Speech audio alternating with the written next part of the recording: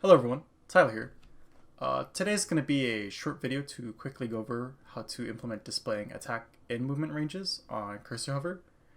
As usual, the completed code for this can be found on my GitHub, which I'll link down in the description.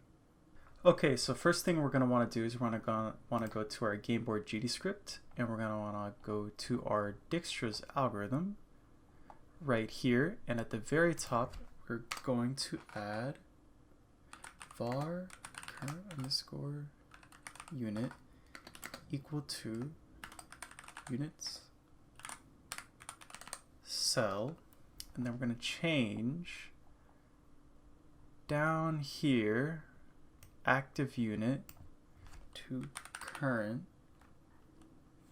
underscore unit. Okay, so the reason that we do this is because if we try to check for the active unit, in this case our selected unit when we click on a unit, our game will crash since we have no unit selected when we are just hovering over them. With that done, we're gonna now want to go to our select unit function, and we're pretty much just going to be copying all of it to right up here. We're going to make a new function that is pretty much the exact same, except we're going to remove this, then we're going to remove this. We're going to change this to underscore hover underscore display. At the very top, we're going to do var current underscore unit equal to underscore units cell, and then we're just going to change these two to current unit. Okay, this function is very simple, and for the most part just copies our select unit function. The reason we're making a new function is because this function as of right now is just a simple base. However, this could be further expanded upon so that it displays unit stats, items, and a unit avatar later. We haven't implemented our menu system yet, so this will have to wait until further into development.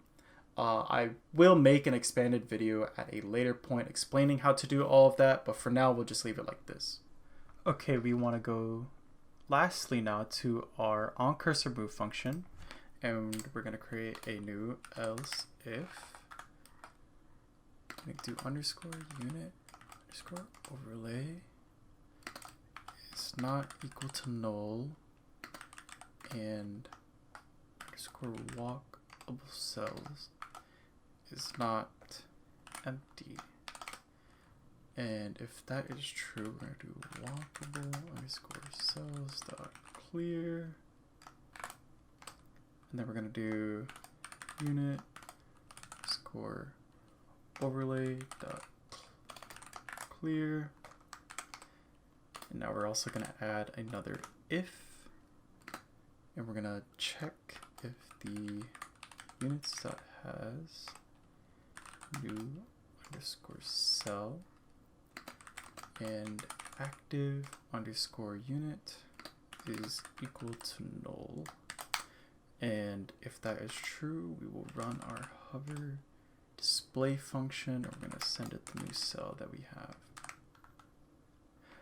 Okay, so just to reiterate, this new else if, it clears the tile map. That way when we hover over a unit right next to a unit we're already currently hovering over, we don't have a bug occur where it draws out the ranges of two units at once.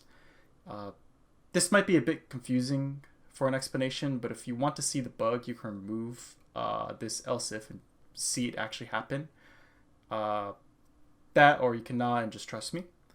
Now this bottom if will make our hover display function run if there isn't a unit currently selected. Alright, so with our code complete, we can now run our project, and as you can see, we can see the movement and attack ranges when we hover over a unit. When we select a unit, we don't see more movement or attack ranges when we hover over them again, and nothing breaks when you hover over them next to each other. Alright, with that, we can now display movement and attack ranges when we hover over a unit with our cursor. If you like this video, please like and subscribe. Please do check out the GitHub and give it a star. That would help me out greatly. And I hope you all have a wonderful day. Thank you.